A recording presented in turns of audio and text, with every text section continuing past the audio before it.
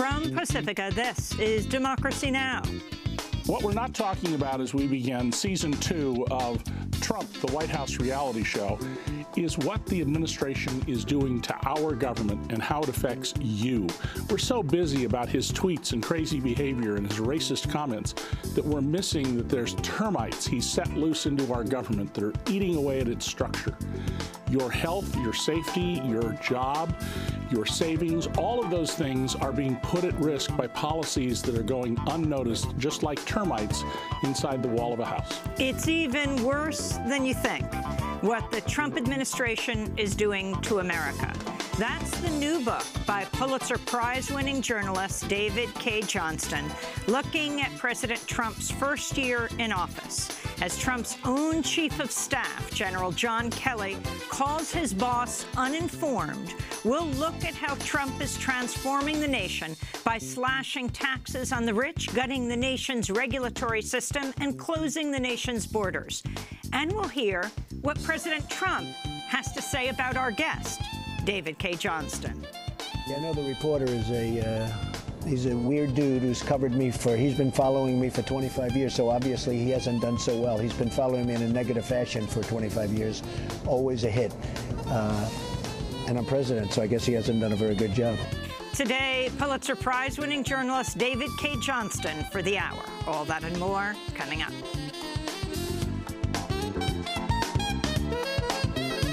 Welcome to Democracy Now!, democracynow.org, The War and Peace Report. I'm Amy Goodman. Congress is lurching towards a government shutdown as Republicans fail to reach agreement on a bill that would keep federal agencies funded past Friday. Much of the debate centered around the fate of the more than 700,000 so-called dreamers, immigrants who were brought to the U.S. as children. Many Democrats have said they won't vote for a spending bill unless it includes protections for the dreamers, while Republican leaders have instead focused on a short-term bill that would keep the government open for a month. This is White House Press Secretary Sarah Huckabee Sanders speaking Wednesday. The president certainly doesn't want to shut down, and if one happens, I think you only have one place to look, and that's to the Democrats, who are holding our military and our national security hostage by trying to push through other policies that have nothing to do with the budget. We would like to, again, get a budget deal done, a 2-year budget deal, a clean budget deal, and then focus on negotiations following that deal with finding a permanent solution to DACA and responsible immigration reform. Sanders' remarks came as White House Chief of Staff General John Kelly went to Congress and met with the Congressional Hispanic Caucus, reportedly telling them Trump's harsh anti-immigrant positions during the campaign were uninformed. The Washington Post reports Kelly acknowledged to lawmakers the U.S. would never be able to construct a wall along the entire U.S.-Mexico border. This is Illinois Democratic Congressmember Luis Gutierrez speaking after Wednesday's meeting with Kelly.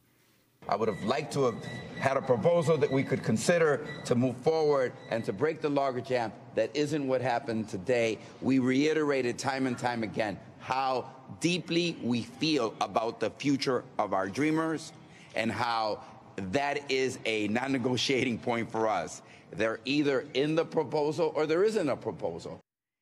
Kelly also reportedly said the president's committed to a permanent solution to DACA, the Deferred Action for Childhood Arrivals program, but the president has struck a different tone. On Twitter this morning, Trump wrote, quote, "The wall is the wall. It's never changed or evolved from the day I conceived of it." The migrant support group No More Deaths says U.S. Border Patrol agents routinely vandalize or confiscate humanitarian aid left by activists near the U.S. border with Mexico, condemning border crossers to die of exposure or dehydration in the harsh Sonora Desert. In a report released Wednesday, the group found that between 2012 and 2016, Border Patrol agents emptied nearly 4,000 gallons of water left for migrants in the desert while confiscating food, emergency medical blankets, and other aid. No More Deaths also says Border Patrol agents frequently target the group's volunteer activists. In Detroit, Michigan officials with ICE have deported longtime resident and immigrants' rights activist Jorge Garcia. Video filmed by the immigrant rights group Michigan United shows Jorge Garcia sobbing as he hugs his wife Cindy and 2 children during an emotional goodbye on Monday, as Garcia prepared to board a flight to Mexico. Supporters of the Garcia family silently look on, holding signs reading, "Stop separating families." Jorge Garcia was brought to the U.S. as a 10-year-old child in 1981, making him too old to qualify for a deferment under DACA. Federal immigration officials agreed Wednesday to move immigrants' rights activist Ravi Ragbir to a New York immigration jail from the Crome Detention Center in Florida, where he's been held since he was detained last week following his check-in with ICE in Manhattan. Ravi Ragbir is executive director of the new Sanctuary Coalition of New York City. His detention sparked a peaceful protest last week that saw police violently arrest 18 people, including 2 members of the New York City Council. Community members continue to call for Ravi Ragbir's release. To see our whole interview about his case with his wife, immigrants' rights attorney Amy Gottlieb, yesterday, you can go to democracynow.org. In Youngstown, Ohio, a Palestinian-American immigrants' rights activist is on hunger strike after he was detained by ICE and told he would be deported. Amr Othman Adi was arrested Tuesday at his ICE check-in, even though the agency granted him a last-minute stay 10 days prior when Congressmember Tim Ryan intervened on his behalf. Adi's case centers around a dispute about the validity of his first marriage to an American citizen in 1979. Since Palestinians remain stateless, Adi faces possible deportation to Jordan. He's a longtime activist who successfully fought deportations for some 2 decades. On Capitol Hill, Arizona, Republican Senator Jeff Flake warned yesterday President Trump's attacks on the media are threatening American democracy. Speaking from the Senate floor Wednesday, Flake blasted Trump's declaration in 2017 that the U.S. media are the enemy of the people. Mr. President, it is a testament to the condition of our democracy that our own president uses words infamously spoken by Joseph Stalin to describe his enemies. It bears noting that so fraught with malice was the phrase "enemy of the people" that even Nikita Khrushchev forbade its use, telling the Soviet Communist Party that the phrase had been introduced by Stalin for the purpose of, quote, "annihilating such individuals," unquote, who disagreed with the supreme leader. This alone should be the source of great shame for us in this body, especially for those of us in the President's party, for they are shameful, repulsive statements. On Capitol Hill, Democrats are preparing a bill that would formally censure Donald Trump over racist comments in which the president reportedly called African nations, El Salvador and Haiti, S-hole countries, but said the 4-letter word. The effort is being led by New York Congressmember Gerald Nadler and Congressmember Cedric Richmond, chair of the Congressional Black Caucus. It comes as several Democratic lawmakers have announced they'll skip the State of the Union address January 30th over Trump's racist remarks. Among them are Congressmember Earl Blumenauer of Oregon, Frederica Wilson of Florida, Pramila Jayapal of Washington, Maxine Waters of Los Angeles, and John Lewis of Atlanta, Georgia. In the Israeli-occupied West Bank, Israeli forces say they shot and killed a young Palestinian man overnight in the town of Jenin after a firefight that left another Palestinian injured, along with 2 Israeli soldiers. The man was identified as Ahmed Jarar, a Hamas fighter and son of a Palestinian man killed by Israel in 2002. Jarar's family said today he escaped and that 2 other Palestinians were killed in the attack. Meanwhile, the head of the United Nations Agency for Palestinian Refugees, known as UNRWA, made an urgent appeal for funds Wednesday after the Trump administration canceled $65 million in annual contributions to the agency. In Gaza, residents say they could soon starve unless international donors step up to fill the funding gap left by President Trump. We will be lost. It will be a catastrophe. People will be stealing from each other. We will live in a catastrophe. We will suffer to provide food and wheat. People will kill each other. What should I do? Should I go sell one of my kids or sell my kidney? What should I do? Should I go and steal or work as a spy? I need cooking oil, yogurt, eggs, and bread. In Cairo, Egypt, the Arab League met Wednesday for a two-day conference where leaders condemned the Trump administration for cutting funding to UNRWA and for recognizing Jerusalem as Israel's capital.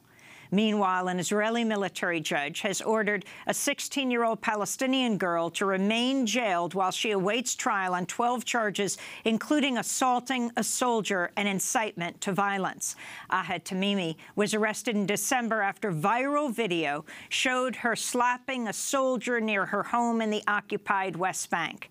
The incident came just after Ahed Tamimi learned her 15-year-old cousin, Mohammed Tamimi, had been shot in the head by an Israeli soldier with a rubber-coated steel bullet at close range. The shooting shattered the boy's skull and jawbone, forcing doctors to put him into a medically induced coma and leaving him permanently disfigured after extensive surgeries. On Wednesday, defense lawyer Gabi Lasky said Israel's military had determined that Ahed Tamimi was too dangerous to be released. Regretfully, the court didn't accept any of the arguments brought by the defense regarding the fact that there are two different sets of laws in the occupied territories, depending if you're Israeli or Palestinian, and the fact that the Convention of the Rights of the Child should be applied in the occupied territories as well.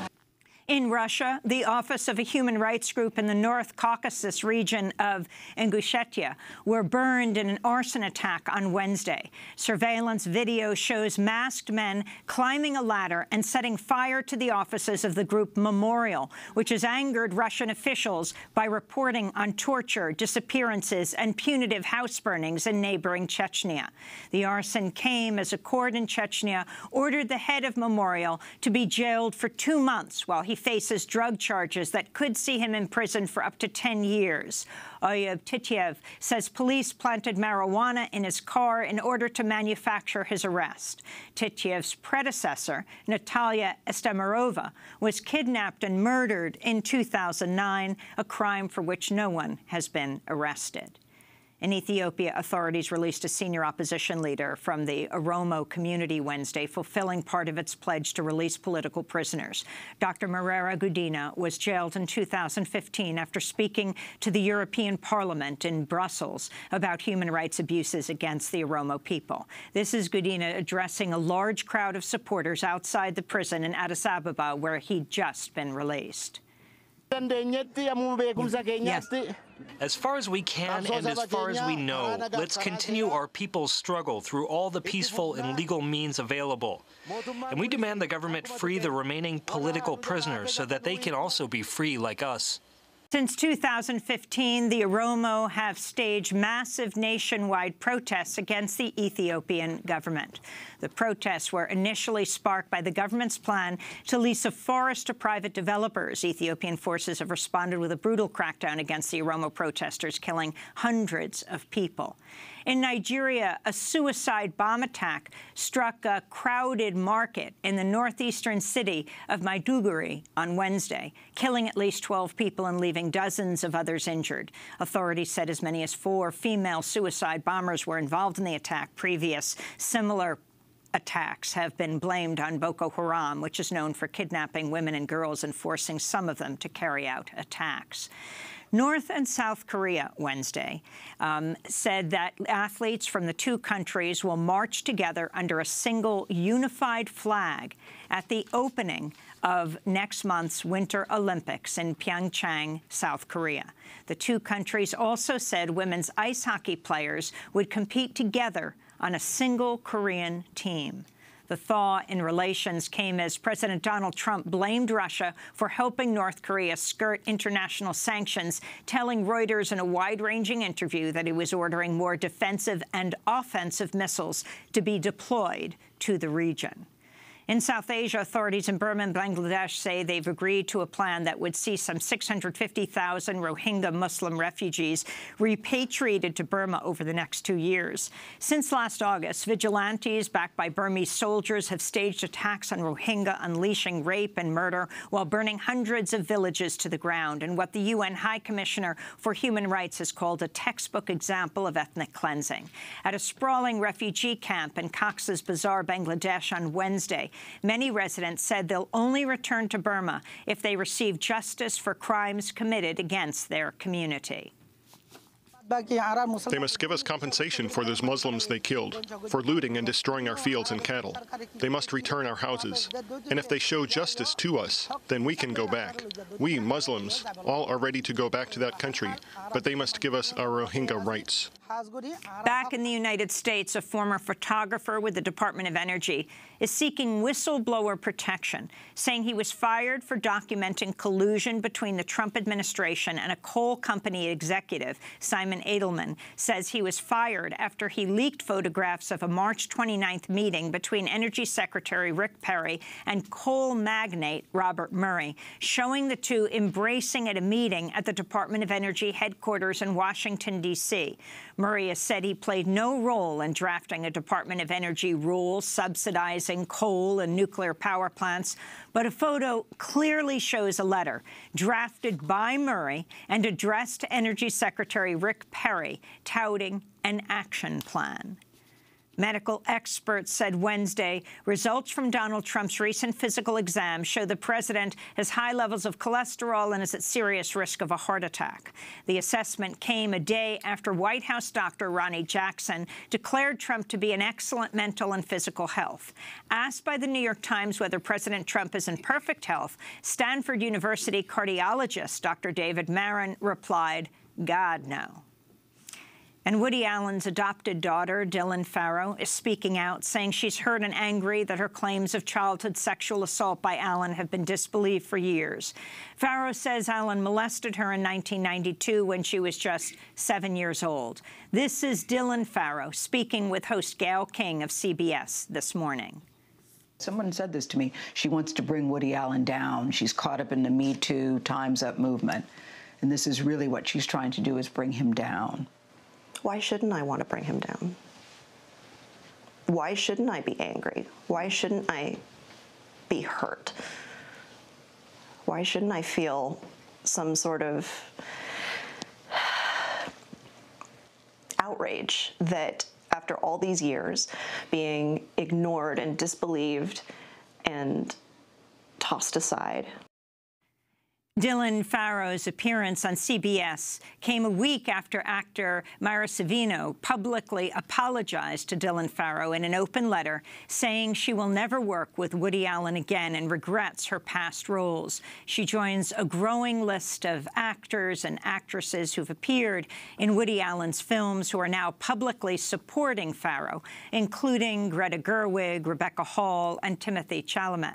In a statement, Woody Allen denied the allegations, writing, quote, "Even though the Farrow family is cynically using the opportunity afforded by the Time's Up movement to repeat this discredited allegation, that doesn't make it any more true today than it was in the past. I never molested my daughter," Woody Allen said. Dylan Farrow is the sister of Ronan Farrow, who is the journalist who helped to bring down Harvey Weinstein. And those are some of the headlines. This is Democracy Now!, democracynow.org, the War and Peace Report. I'm Amy Goodman. And I'm Nermeen Sheikh. Welcome to our listeners and viewers around the country and around the world. Uninformed. That was the word White House Chief of Staff John Kelly used to describe his boss, President Trump, on Thursday. According to the Washington Post, Kelly told members of the Congressional Hispanic Caucus that some of Trump's hardline immigration policies, including his call to build a wall along the entire southern border, were uninformed. Kelly said, quote, "Certain things are said during the campaign that are uninformed." During the same meeting, Kelly reportedly said, quote, "The president is committed to a permanent solution to DACA, the Deferred Action for Childhood Arrivals. But the president has struck a different tone." On Twitter this morning, Trump wrote, quote, "The wall is the wall. It has never changed or evolved from the first day I conceived of it." In an interview with Reuters, Trump also criticized a proposed bipartisan deal on immigration and border security as, quote, horrible and, quote, very, very weak. This comes as the government could shut down on Friday if a funding deal cannot be reached. The possible government shutdown comes as President Trump is preparing to mark his first year in office on Saturday. On that same day, anti-Trump protests will be held in scores of cities across the country to mark the first anniversary of the historic Women's March. Well, today we spend the hour looking at Trump's first year in office with a journalist who's been covering Donald Trump since 1988. We're talking about the Pulitzer Prize-winning journalist David K. Johnston, the founder of DCReport.org. Last year, Johnston made international headlines when he obtained 2 pages of President Trump's 2005 tax return. Johnston's reporting on Trump's taxes led the president to say this about him. I know the reporter is he's a weird dude who's covered me he's been following me for 25 years, so obviously he hasn't done so well. He's been following me in a negative fashion for 25 years, always a hit. And I'm president, so I guess he hasn't done a very good job. Well, David K. Johnston, the Pulitzer Prize-winning reporter, joins us here in our studio, out this week with his new book. It's called It's Even Worse Than You Think: What the Trump Administration is Doing to America. Welcome to Democracy Now!, David. You have been covering Donald Trump for over 30 years. You heard what he had to say about it. Look where you are and look where he is today. But you've also been covering President Trump through this first year. Can you talk about, as we move into the first anniversary of his inauguration, what has surprised you most, since this is a man you have known back to his early days as a developer going bankrupt in New York? Well, Donald hasn't, frankly, done anything that surprised me. I mean, I said, and there's lots of video of me saying before the election, he would be increasingly erratic, his racism would come out, that he would try to find an excuse to use nuclear weapons, because during the campaign he said, I'm very good at war, I know more about ISIS than the generals, and of course we're going to use nukes. And lo and behold, last week the news breaks that they are loosening up the rules on the use of tactical nuclear weapons. That is, a nuclear weapon will take out a block, not a city.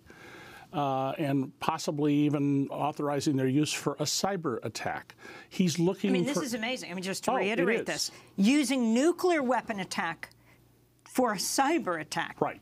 And hopefully the military will not follow in orders to do this. But clearly he is determined, if he can figure out how to do it, to provoke a war. After all, what helps strengthen your position if you're a dictator in waiting, which is what Donald is, but some kind of incident that will stir the public and focus people away from his crazy, racist, uninformed, ignorant behavior. Well, why do you think that he needs to strengthen his position? Do you think he feels he needs to strengthen his position because his position is weak? Oh, yeah. Donald is aware that he has a large audience out there that is not supporting him and that it's growing. In his own base, he's certainly seen the data that it's eroded. And remember, Donald is a man who is this empty vessel. He's an unhappy human being. Be glad you are not Donald Trump, who will never know a day of joy and contentment in his life. And you know, he wants us to all recognize Donald Trump is the greatest human being of all times. He wants people like Orrin Hatch, the greatest president of all times. That's what he's about, adoration. I mean, you say, in fact, that what distinguishes him from all previous U.S. presidents is that his presidency is about Trump, period, full stop. Right. This issue of use of nuclear weapons, you know, going back to the reported meeting with the Joint Chiefs of Staff, as he's briefed on nuclear weapons, if we have them, why don't we use them? And the Wall Street Journal reporting just in the last days this issue of the Pentagon planning to develop 2 new sea-based nuclear weapons. The New York Times also reporting the Pentagon conducting a series of war games to prepare for a potential war with North Korea. I mean, this is very interesting. As North and South Korea come closer together, we'll have a unified team at the Olympics. President Trump is trying to amp up the opposition to and war with North Korea. Right, and one of the very interesting things about this is there have been surveys of military officers, and they show that the officer corps of the United States military is very troubled about Trump. You know, good military officers are diplomats who want to avoid war, and they're not supporting him. So that one good piece of news out of this is, I don't think Donald Trump can get the military behind him to take over the country. But do you think that he can get the military behind him sufficiently to carry out a tactical nuclear strike? Well, that's the troubling part. What if, for example, somehow we're provoked into something? And he's clearly trying to provoke, you know, things like my button is bigger than your button. And understand, Donald Trump... What would constitute a provocation for him, though? Oh, I don't know. It would have to be enough that he could get the military behind him to do something we wouldn't expect. But remember, the whole point of nuclear weapons is they're defensive. Nobody invades a country that has nuclear weapons. If we would never have invaded Iraq if it actually had nuclear weapons. And Donald thinks that their purpose is to use them. He doesn't even understand their purpose, that they're defensive. We're going to go to a break, and then we're going to come back to David K. Johnston, the Pulitzer Prize-winning investigative reporter, previously with the New York Times, now founder and editor of DCReport.org. Johnston's biography of Donald Trump was The Making of Donald Trump. His new book, It's Even Worse Than You Think, What the Trump Administration is Doing to America. And when we come back, what exactly is happening?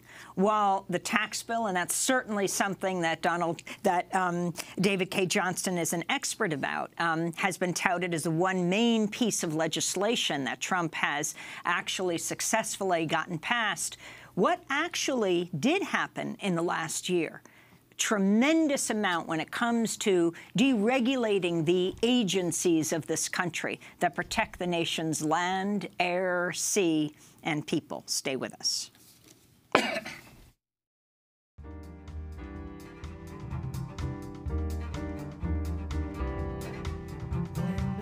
Children cease to smile in the basement of a crippled metropolis.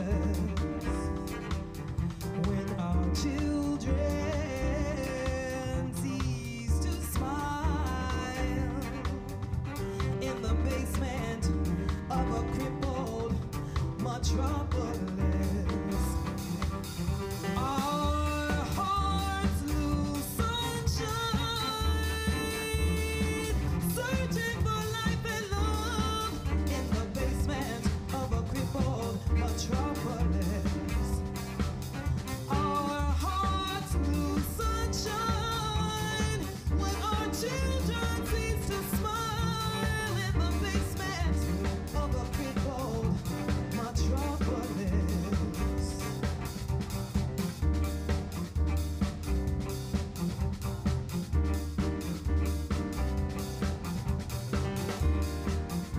Too Many of Our Young by Nicole Mitchell here on Democracy Now! I'm Amy Goodman with Nermeen Sheikh, our guest for the hour, David K. Johnston. On this eve of the inauguration of President Trump a year ago, we thought we'd look back at this last year with the Pulitzer Prize-winning journalist whose book is out this week. It's Even Worse Than You Think, What the Trump Administration is Doing to America. Nermeen? Well, David, we spoke earlier about the threat, the possibility that Trump would actually use tactical nuclear weapons. Now, this comes, as you point out in the book, the largest number of administrative positions and ambassadorial posts, possibly for any U.S. president, have been left empty by the Trump administration. So, first of all, could you talk about the positions that have not been filled and the fact that the ones that have been filled you call political termites, and what the consequences are of the U.S. not having an ambassador in so many countries? Well, Donald Trump was not prepared to win the election, and so he didn't have people in place.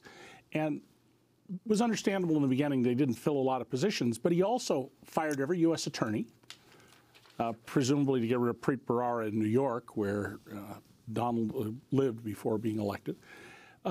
He fired every U.S. ambassador and didn't have people in place. And how common is that? Do incoming presidents fire all U.S. ambassadors? No. The normal practice is you leave the ambassador, whether it's a career diplomat or sometimes even a political, until you get a new person. And they didn't do that, and they're not filling these jobs. So Saudi Arabia, Jordan, Libya, Egypt, just 4 countries, do not have a U.S. ambassador at this point. When you don't have an ambassador, it means that when big trade and economic deals are being discussed in the early stages and people are looking for where they're going to put money, we don't have anybody with ears at the table. In many countries, it's important to know when the dictator's son shows up or doesn't show up at a meeting, or someone sits at a different place than they usually do at events. Subtle things like that can signal to you what's going on. We used to call it Kremlinology in the Cold War era. We don't have somebody there to do these things. Now, Rex Tillerson, who was the CEO of ExxonMobil, a company that's in a terrible business but is actually, as a management matter, a very well-run company. He ran a company that had its own military and its own diplomatic corps, as Steve Call's book about ExxonMobil points out. And I'm sure that he felt often the State Department interfered. He's been in the middle of, let's get rid of these people. American taxpayers have invested a huge amount of money in developing expertise, and only about 3% of people who apply to the Foreign Service get jobs. It's a really, you got to be really smart, educated, and thoughtful to get in there. So why would we destroy this jewel of influence that we have all over the world, of soft power? So overall, this is part of the effort to destroy our government. And I realize we have a global audience, but to Americans, this is our government. It's not the government, it's our government. Donald Trump is our employee. He is our agent. He is not a power unto himself. And he took an oath to faithfully execute the laws. He's not doing that. I mean, your point on Rex Tillerson is extremely important, often referred to as one of the adults in the room. When it comes to North Korea, he's the one that President Trump attacked when he said we want to back channel directly to North Korea. But you're saying that he interfered, that as CEO of ExxonMobil, he didn't want these ambassadors getting in his way. And now he is depopulating the State Department. But it's also supposed to be the place that is the toolbox of diplomacy, well, as opposed to the Pentagon. And diplomacy is a lot cheaper than war. Now, let's keep in mind that, you know, most top military officers are very good diplomats. They don't want to have war. It's one of the reasons Trump is losing support among the military officer corps. They're willing to go to war when they need to. They're not going to go to war for his ego. And there's one less ambassador. That's John Feely, the ambassador to Panama, who quit after Trump's S-hole and go back to their huts comments, the racist comment. He said, I can no longer faithfully serve him. Right. Well, look who Trump appointed to the Netherlands, Hoekstra from Western Michigan. The former congressman. Former congressman who said, you know, there are no-go zones in the Netherlands. They're burning politicians. He gets there and he denies he said it, and the Dutch journalists have been much tougher than American journalists, put his feet to the fire about this. Why would you even appoint someone like that? So the people they have appointed in some cases are not at all good choices. And that goes to the other issue that you sort of hinted at earlier. They aren't appointing the best people to these positions. The head of Housing and Urban Development, Ben Carson, believes that the pyramids at Giza are granaries, not tombs for pharaohs. We're appointing someone that idiotic to a position like that. Betsy DeVos, the education secretary, who does she bring in to deal with the student loan problems? The people from the companies that exploited the students. This is not even the fox in the hen house. This is the Trump administration having the foxes design the hen house. Let's go to that issue of student loans. I mean, you're an expert in tax law. You've certainly comprehensively covered the tax law that was just passed and all things economic and financial. What about student loans? Who is profiting now and who is losing out? Well, companies, including one that Betsy DeVos, the education secretary, invested in, are profiting from this. And the real question we should be asking is, why do we have student loans? When you and I were college age in many states, education was free. It was seen as an investment by the taxpayers in the future wealth of the country. We've turned it instead into this lending business. And most of the loans and most of the soured loans are students who went to these private commercial schools that provide not a good education. A number of them have now closed. And instead of saying to these students, boy, you know, we're with you, we realize you got a bad deal, Betsy DeVos's education department has taken the sides of the bankers against the brains. That's what this administration is. Eric Trump said a couple of days ago that my dad is all about green. All he cares about is money.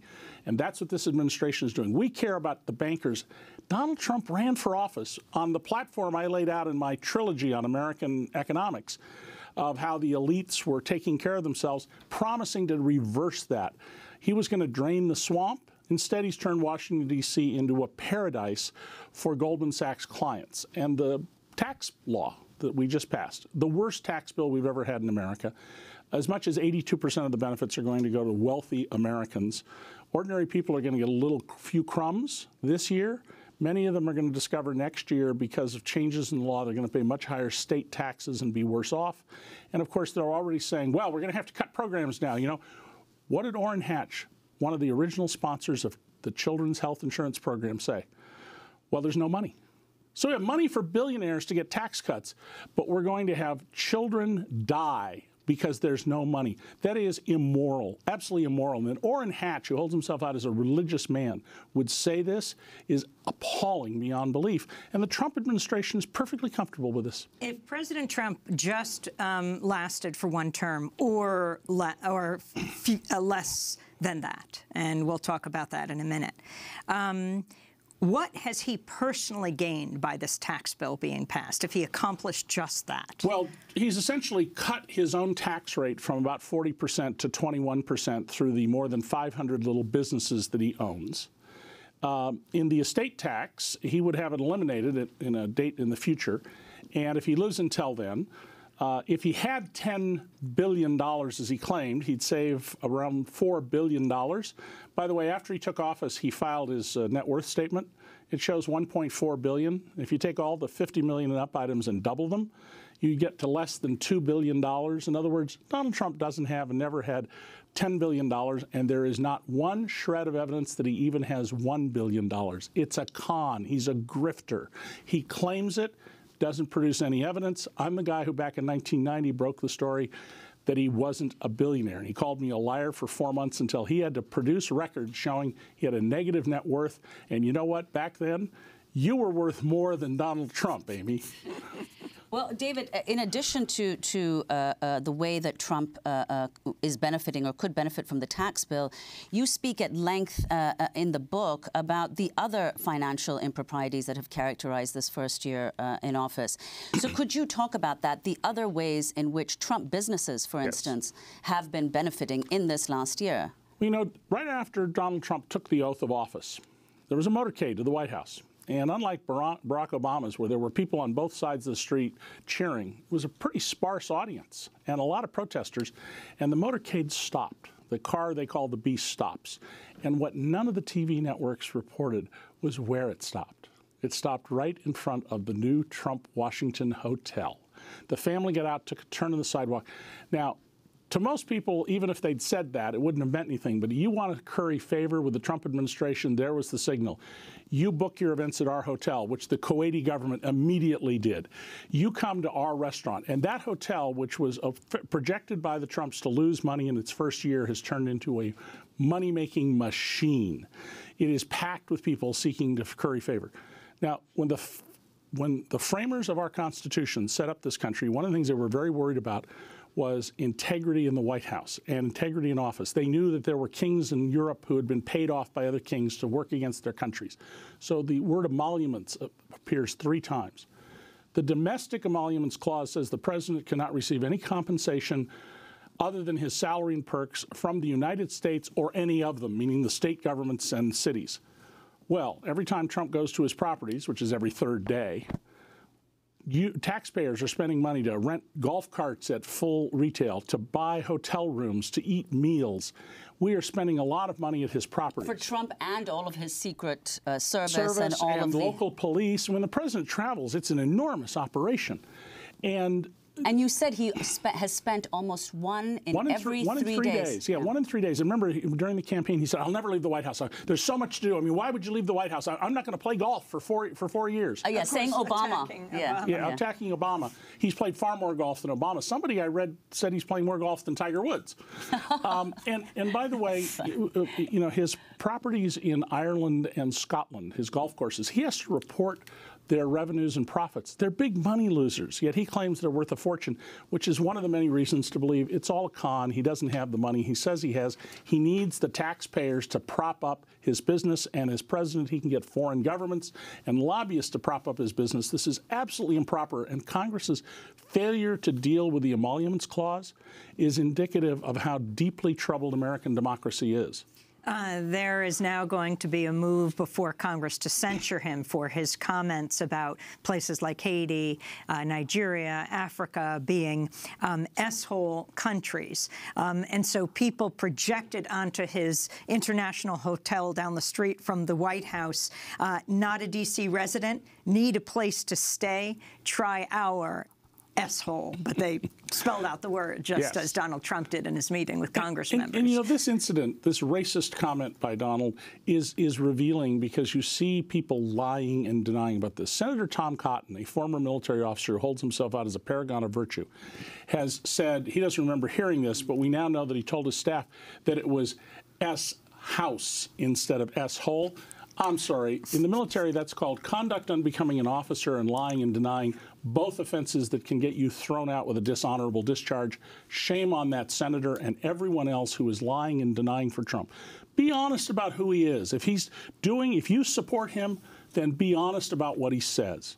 Well, let's go to some of the people who have denied that Trump made this comment. Among them, his son. You talked about this earlier.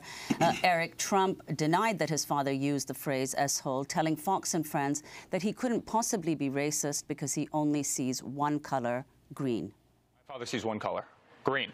That's all he cares about. He cares about the economy. Right? He does not see race. He's the least racist person I've ever met in my entire life. It's total nonsense. In separate interviews, Republican Senators David Perdue and Tom Cotton both flatly denied that Trump used the term. This is Senator Perdue speaking to ABC, followed by Face the Nation host John Dickerson questioning Senator Cotton. I'm telling you he did not use that word, George, and I'm telling you it's a gross misrepresentation. How many times do you want me to say that? Senator, your view on this, the use of this word. Yeah, John, I didn't hear that word either. I certainly didn't hear what Senator Durbin has said repeatedly. Senator Durbin has a history of misrepresenting what happens in White House meetings, though, so perhaps we shouldn't be surprised by that. Here's what I did hear, and here's the point. Just sorry to interrupt. You didn't hear the word, or it was not said, because Senator Graham also told Senator Scott, your Republican colleague, that this is what happened. Senator Flake was in a subsequent meeting right afterwards where he was told by people in the meeting this happened. So just to button that up, you're saying it did not happen, or you just don't recall? I didn't hear it, and I was sitting no further away from Donald Trump than Dick Durbin was, and I know what Dick Durbin has said about the president's repeated statements is incorrect. So there we heard Trump's son, Eric Trump, and then Republican Senators Cotton and Perdue. So could you respond to that, and also what you think that says about the extent to which Republicans are rallying around Trump? Well, you're totally money-focused, which Donald is, doesn't exclude being a racist. I mean, that's just ridiculous. And Donald himself has, described all black people in America as living in ghettos and being poor and not having an education. When he said that, I thought about my next-door neighbor, a millionaire owner of 2 factories who's black. So those things are not. Donald is the most racist person we've ever had in the White House, at least in the last 100 years. But there's something Cotton just said that's very important there. Cotton, you notice, did essentially what Bill Clinton did when he was said, famously, it depends on what your definition of is about did he have sex with Monica Lewinsky. He said, I didn't hear that word. And we know that what he told his staff was, instead of S-hole, he said S-house. Really? That's the thread. This is, if you think what Bill Clinton did was wrong, and I do, what Tom Cotton is doing is just as bad. And this is a man who wants to be president of the United States. He's lying, he's denying, he's engaging in conduct unbecoming of a member of Congress or a military officer. We're going to break and then come back to our discussion on what has happened to the agencies that protect the land, the water, the air, the workers of this country. Stay with us.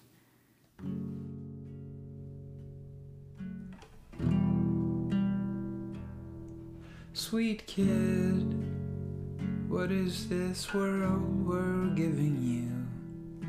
Smoldering and fascist with no mother. Are you dreaming about a crow? In the middle of November, we went back into the woods right after breakfast to see if we could see this past August's forest fire zone. On the hill above the lake, the sky was low and the wind cold. The trail was closed. At the barricade I stood listening. In my backpack you were sleeping with her hat pulled low. All the usual birds were gone or freezing. That's Crow by Mount Erie here on Democracy Now!, democracynow.org, The War and Peace Report. I'm Amy Goodman. If you want to sign up for our daily digest newsletter, you can text the word Democracy Now!, one word without a space, to 66866, and you'll get our daily headlines and news alerts that we send out every day. I'm Amy Goodman here with Nermeen Sheikh. We're speaking to David K. Johnston, author of the new book, It's Even Worse Than You Think, What the Trump Administration is Doing to America. Let's go back to February. This is President Trump speaking a month after he took office. We're cutting regulations, big league. We are really cutting them by massive amounts. The auto industry just left a week ago. They were here in the same room. And they are very happy with what we're doing, and everyone is. I think just about everyone. We have the financial industry. We're having a lot of the different industries in, and we're cutting regulations in just about every industry. In fact, I can't think of any that we're not. So that's President Trump speaking in February. So could you talk about what Trump has done to different agencies? In your book, you talk about several, but let's start with the EPA. Well, EPA is run by Scott Pruitt, who hopes to become a U.S. Senator in Oklahoma, who has vowed to destroy the agency. So staff members are not allowed to use certain words. They're not being allowed to go to scientific conferences. So once again, the investment the taxpayers have made in expertise and knowledge is being wasted. In the regulatory environment, they are basically allowing polluters to get away with all sorts of stuff. There was a move by the Obama administration to stop taking the toxic residue, the coal ash from power plants, turning it into a slurry with water, and then you put it into a pond next to a river. And as we know in South Carolina, I think it was, and several other places, some of these old dikes broke and ruined the drinking water for weeks or months and killed all the wildlife. The Trump administration basically is saying to polluters, go ahead and pollute. Well, what is pollution? Not only is it a threat to your health and safety, but it's a way to jack up profits by taking costs you should endure to clean up your mess and spewing them onto everybody else. So, of course, profits for companies like that will go up because they're being allowed to make you or your children get asthma or have other illnesses because of the pollution. How does that make us better off? That makes us worse off. The problem is you're not going to get asthma tomorrow. He'll be out of office, even if he had 2 terms, before you get sick and die. We had the headline today about the former photographer with the Department of Energy seeking whistleblower protection, saying he was fired for documenting collusion between the Trump administration and a coal company executive. Simon Edelman says he was fired after he leaked photographs of a March 29th meeting between Energy Secretary Rick Perry and coal magnate Robert Murray, showing the two embracing at a meeting. Murray said he played no role in drafting a Department of Energy rule subsidizing coal and nuclear power plants.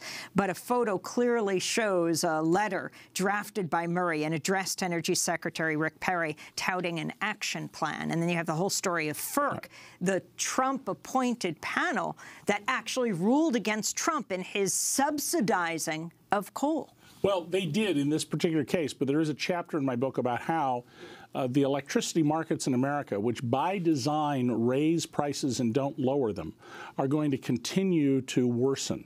Now, this example that comes from the leaked photographs is very revealing of the fact that truth is a very fungible issue in this administration. And when it comes to electricity prices in this country, I mean, everybody pays for electricity. It's the one of the common things we have, like the weather. This is an administration that is all out for the people who make profits. It isn't interested in consumers. It isn't interested in businesses whose profits are diminished if they have to pay excessive electricity prices. So this goes to the question that you also point out in the book, that despite, I mean, we've just been through, you've pointed out, as you do in your book, this litany of policies that Trump has implemented in this first year of his administration, which have actively worked against the so-called forgotten man that he pledged to help. But despite that, you say in the book, he still has the support of a large number of the people who voted for him. So why do you think that is, and do you think that's likely to change? Well, if you only got your news from Breitbart and Fox and similarly mendacious pseudo-news organizations, you would believe that Donald Trump is the great savior. He is a demigod, not a demagogue, a demigod. And that the journalists like me want a Sharia law and we hate America. And we should, in the words of Omarosa Margalt, bend our knee, and that is the ultimate revenge Trump will have. Who's also been thrown out. Yes, that's true. But we don't bend our knee to the President of the United States. He's our employee. He's our subordinate who we have temporarily imbued with power. So part of the problem is there's been a 40-year attack on honest journalism in this country, and there are people who bought into that. And unfortunately, what they're relying on are outfits that just make stuff up that Trump himself, has relied on Soviet propaganda outlets. And so that's the reason I think people believe that. Now, the second part of this is I said Trump, ran for office on the economic platform I had laid out, in which I said anybody who runs on this, they can get elected. Well, it happened. And that is the bottom 90% of Americans made less money in 2012 than they did in 1967, the year I graduated from high school. The bottom 90% of Americans have real grievances. They're in debt. They're in trouble. And it's because of these little changes, bit by bit, that take money out of their pockets and put it in the pockets of rich people that nobody knew about till I dug them all out of the law. Donald captured this legitimate anger. But the problem is he's not helping the forgotten man. He's forgotten the forgotten man. What about workers? What about the Occupational Safety Health Administration? People don't realize how many workers die a year in this country, not to mention injured. 4,800 people a year roughly die at their job. Many employers operate just as they should. The reason we have regulations is for the bad conduct people. So back in August 17th, that's the last date, the Trump administration posted on the internet the death of a worker. August 17th. They stopped for a while putting up press releases about people dying, the way to sort of shame companies who had workers who died, because the financial penalties are minimal. In fact, it's often cheaper to have workers die. And we reported that at DC Report, and they put it back up. I don't know if those are connected, but that was the order of events. They've cut the number of safety inspectors. They're clearly corralling the safety inspectors and making it clear that, you want to have a job, you're going to limit your behavior. They've cut wage and hour inspectors. The number of pollution inspectors, by the way, that Congress mandated a minimum number for, they're below it. They're not hiring people.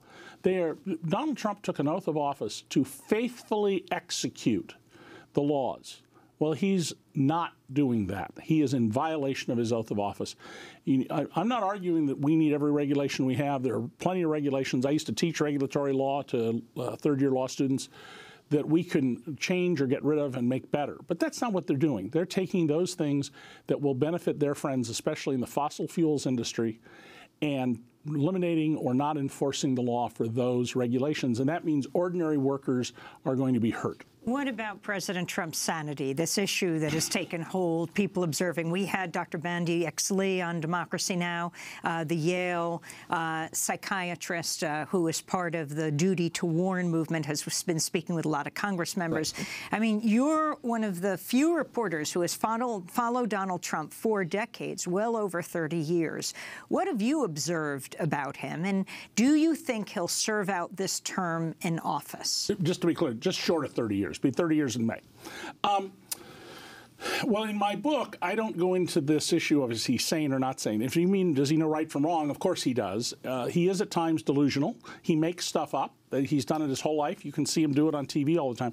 What I do is rely on, thanks to someone else who found this out, the standard in the Army Field Manual for which military officers you promote. And there's a set of standards and conduct. Do you have empathy? Do you take responsibility? Do you listen to others? Do you consider options? And remember, Trump always says, there's no other choice. We have no other choice. If Donald Trump had not dodged the draft and become a military officer in the Vietnam War era, he would never have been promoted above junior lieutenant by those standards.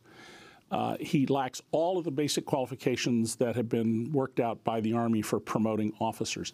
As to his cognitive function, you know, the test the doctor said he passed, I went and took the test. It's on the internet. Donald could have looked it up ahead of time. So I don't find that at all dispositive. When I first met Donald, he could speak in coherent sentences. When he isn't reading, when there isn't a teleprompter or a piece of paper, you will often see Donald only speak in adjectives. It's beautiful. It's beautiful. It's a wonderful tax bill. It's beautiful. It's beautiful. And he doesn't remember names. He doesn't see people. Now, we all have cognitive decline. I'm almost as old as Donald. When I was a boy, I would do multiply 4 digits by 4 digits in my head. I can't remember a 10-digit phone number now. I have to write it down. That's the normal rate of decline. Clearly, Donald's decline is significant. In addition to that, there's this other basic problem. Donald isn't very smart. He doesn't read. He doesn't listen. It's been reported that he only spends 5 hours a day being president, and that includes lunch.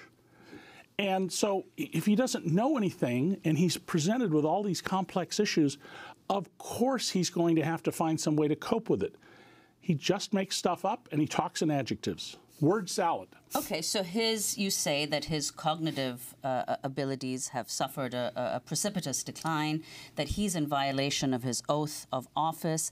Could you comment then on the debates that continue about whether he can and should be impeached? I mean, you've suggested that not only can he be potentially impeached, but also that he could face criminal prosecution. I think if you're going to impeach him, you have to do that. The 25th Amendment is going to happen. It doesn't work unless Donald suddenly tears his clothes off and says the Martians are coming. And I assure you, Breitbart and Fox News will then say we need to run to the basements, the Martians are coming. Only if the Democrats get control of the House and the Senate will be impeached, and he will be if that happens. Here's the problems you're going to face. If you're going to impeach him over the Russians, and if you go back and carefully read the initial email Rob Goldstone sent to Donald Trump Jr., they were already cooperating with him. It says, as part of Russia's effort to help you. That's not a, hey, we'd like to help you. That's, here's the next development. If you remove Donald Trump because of the Russians, do you have to remove Mike Pence? Because he's also the beneficiary of the Russians' effort to make sure Hillary Clinton didn't become president. That was their effort. Primarily, because they knew that she would push to make him Putin to give up the Crimea and other things. If you remove Mike Pence as well, then a Democrat, presumably Nancy Pelosi as Speaker of the House, becomes president. There are some people going to scream this is a coup d'etat. So were that to happen, whoever is Speaker, presumably Nancy Pelosi, should say, I am a caretaker president to the end of this term. I will not run for office. I'm certainly going to pursue the policies I think we should pursue, but I will not run for office and I will not be involved in the campaign whatsoever. It's the only honest way to do this. If Donald isn't impeached, the Democrats don't take back the House and the Senate, in 2020 he will be challenged by Republicans. If he loses, rigged elections. So there's people out there rigged the election. If he wins the primaries and runs again and loses, even if he lost 50 states, worse than Gene McCarthy did in 1972. Not Gene McCarthy, George McGovern in 1972. He'll say the same thing. It was illegitimate. Let's look what he's saying now. Hillary Clinton really didn't win the election. And Donald Trump out of office, unless he serves 2 full terms and leaves office, he will go around the country fomenting violence and revolution. And the reason we know this is during the campaign, he would point to people and say, beat that guy up, I'll pay your legal bills, which he was never going to do. Removed from office, unable to acknowledge his own shortcomings, unable to do what Richard Nixon at the end of the day was a patriot who understood he had to resign for the welfare of the country. He's not Richard Nixon. He will say the government's illegitimate and make trouble. That's why if they're going to impeach him, they need to have a plan to indict him, convict him, and send him to prison. And there are so many crimes Donald Trump has committed. Most successful major criminals never get arrested. Donald Trump is a man who's twice had trials for income tax fraud, civil. He lost them both. He's confessed to sales tax fraud. He spent years deeply, deeply entangled with a major cocaine trafficker in ways that make no sense unless they were in business together. Well, we're going to leave it there. David K. Johnston, Pulitzer Prize-winning investigative reporter, his new book, It's Even Worse Than You Think, What the Trump Administration's Doing to America. I'm Amy Goodman with Nermeen Sheikh.